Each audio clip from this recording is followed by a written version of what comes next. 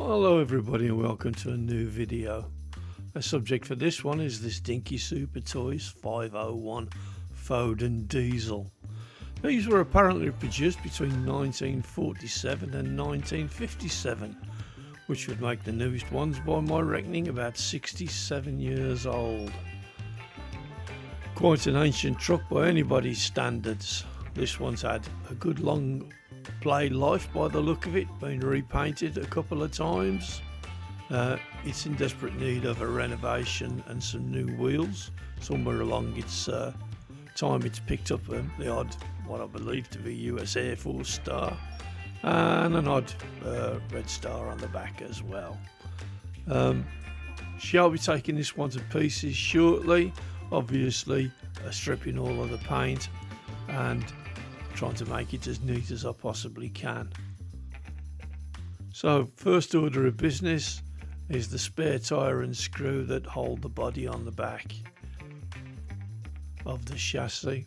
Straightforward enough, easy enough to undo, and just store the screws in there for safekeeping. Bodywork's play warm but pretty well unmarked. I'm just lifting off the front set of wheels here now. That's got a retaining clip behind the cab, and as you can see, it's got some 1947 dirt in there as well. Probably one of the dirtiest ones I've come across, but of course it's an older truck, so no windows. It's all been open to the elements for as long as it's been around. I'm levering off the back wheels here now. There's a couple of ways to tackle this, and to be honest, the one that I'm using is not the wisest. A lot of people grind off the nibs on one end of the wheels and slide them through the axles and leave these retaining clips in place. They are prone to breaking. Conversely, I'm not particularly good at hammering on the new ends of the rivets, and I've spoilt many a nicely painted wheel and mudguard trying to re-rivet them before, so I'm going to bite the bullet and try and pull the clips off. I do have one or two spares to fall back on, so if I break one, I've got something to get myself out of trouble with. They can put a bit of a fight up. They're not too difficult to get off, but to be honest, they can be a bugger to put back on again. So if you're able to re-rivet the axles like many do, then honestly that's what I would recommend. This is what I'm doing, a risky strategy to say the least. Just got to lever the last one of these off now. Trying not to punch any holes in my fingers with the screwdriver, because that tends to impede progress. Just another quick look at the body there now, and we'll get it in the stripper and get the paint off and see what we've got lying underneath.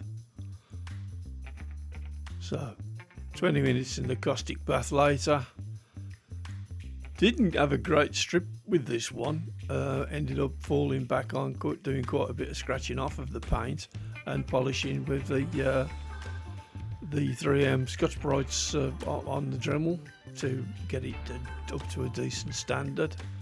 The paint was well on and really didn't want to respond too well to my stripper. We managed to get it in primer now, and I'm just base coating the pickup bed or the truck bed with what's actually meant to be a flesh tone primer from Stynel Res, but I think it makes quite a nice facsimile of wood for the interior of the truck, or the truck bed I should say. Just dropping on the top coat now. It's one of my own mixes. It's sort of a maroon colour. I tried to get something that looked kind of authentic to the day. Couldn't find any colour pictures of this particular truck that I liked, but when I colorised one, that a black and white shot that I'd got, it came up with showing this sort of maroon, which I was kind of happy with. It looked fairly period to me anyway. Just building the paint up in nice light coats. You've seen me do this numerous times before. Get a good ground coat on, dry it out with the warm air from a hairdryer or hot air gun, and then just apply another coat. It's straightforward enough procedure. Obviously with this one having so many little dinks and outcroppings on the casting, took a little while to get a decent coat on it. Just doing the cab now.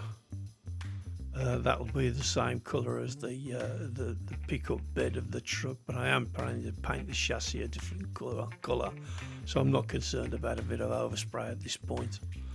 I'll mask up the cab when I'm doing the chassis and the wheel hubs.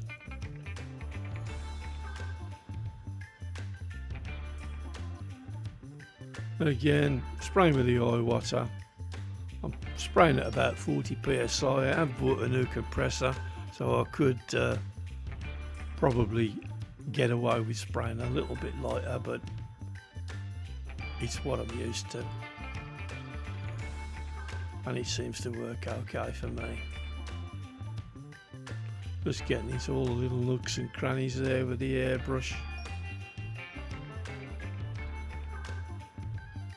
I find it easier to do it this way than use the aerosol cans. I'll get a lot of build up in the corners with the aerosols, whereas I can keep my coats light when I'm using the airbrush. Just going in now with the cream for the mud guards and the front bumper. Again, this is another one of my own mixes. It's a base coat white with a little bit of yellow added to colour it. It's going reasonably well, covering quite well, of course. And so it's onwards with a bit of detailing now. Just brushing some Vallejo steel around the edges of the radiator shell. I was going to originally do it brass, but since I wanted the script to stand out on the radiator shell, the Foden script, I thought, well, I'll go with the steel because I've seen a lot of pictures with the variation of either, and I wanted the Foden lettering to stand out when the radiator was painted. Just with a fine brush, gentle strokes, try to keep it on the radiator and off the body. You know the fun by now, guys. It's just a patience job.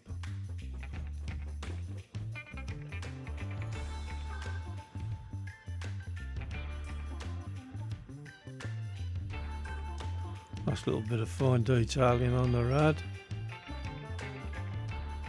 Make sure I've got an even coverage on the shell.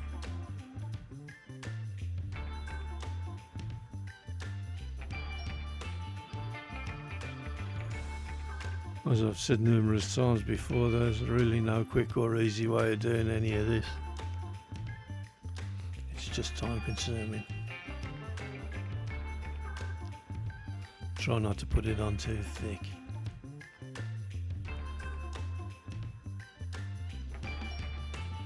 In these smaller areas, it does show if you apply too thick and you get a pull in the paint. It comes up like a lump with the scale. Just colouring in the Foden now with a brass coloured paint. 2 or 3 gentle coats to brighten the brass up. I always apply brass on top of black paint. It seems to work the best that way. You would think that maybe a silver or something would work, but going over a dark seems to give it the best effect.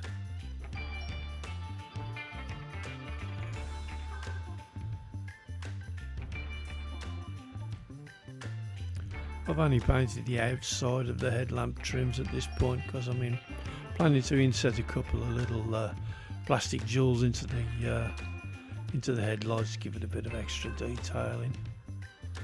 Since it's a low detail truck, this one's no indicators or anything like that to do on the front there. And I'm just going over the galvanised straps on the side of the body now. Again with I think it's Vallejo aluminium in this case. Trying to get a reasonable analogue for galvanised steel.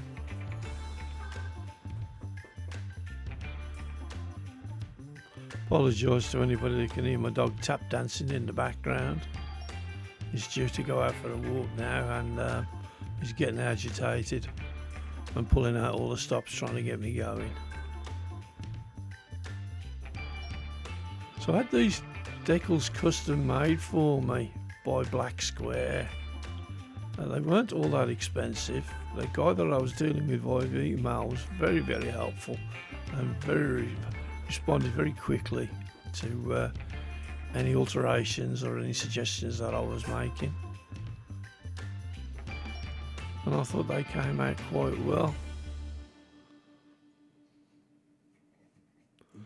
And as you can see, I chose a white decal. Now, I don't know about you guys, but I've never had any success in trying to print anything white. So I was quite willing to pay somebody to produce me these very nice decals that came back. I mean, I think it was less than a week from the initial email that I'd got them sitting on my table waiting to be used. Very well made. I thoroughly recommend Black Square. I think it's blacksquare.co.uk, but you'll find them on eBay anyway.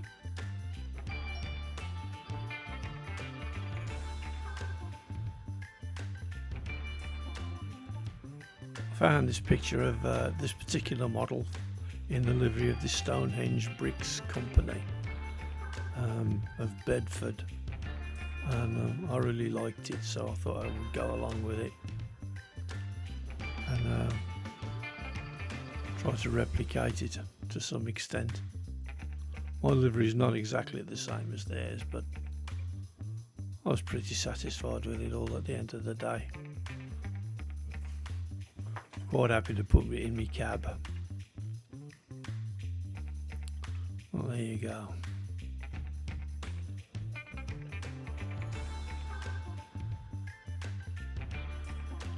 Assembly time now. Back on with the wheels. It's that usual thing of tucking in the place at the front where the number plate ought to be, and then just push the clips back in.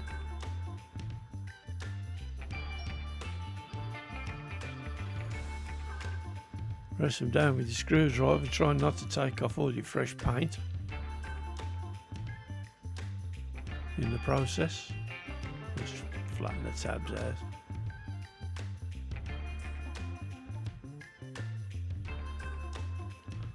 That's nice and firmly fixed. Just putting the pickup bed in now. It's just a brass screw and nut. They go through the bottom of the bed, through this chassis, and they're held on with the wheel and the spare wheel carrier. It's originally had a towing hook, you might remember from the beginning, but it was all pretty bent up and manky, and no intentions of adding a trailer to the outfit at any time, so I thought I'd leave it off. It kind of neatens up the back end anyway. While you're watching me doing this, I would just like to thank a subscriber called Steve Wilson, who messaged me and asked if everything was okay since I'd not had a video out for some time. I'm very grateful for your interest, mate. No, I'm fine. I've been busy with other projects and went away for a little holiday, and the organising and the going away and coming back, it all takes a little bit longer than you expect. So I've been a little tardy with putting out my videos. I hope you enjoy this one anyway, and once again thank you, Steve Wilson, for your concern. Very kind of you. There she is, all put together. This is the truck that I based it on. I colourised this picture, as I mentioned earlier, and came up with this claret and cream livery, which I quite liked. Decided to paint the mud guards in this cream and carry it on around the front bumper. I thought it kind of looked a bit nicer. It's got a dark colour. I didn't want to add any more black into the mixture. There's my Black Square decals, which are ironically white, I think really looking the part. I'm very pleased with the service. I hope you guys have enjoyed the video, and I look forward to seeing you again soon. Thank you very much, and goodbye.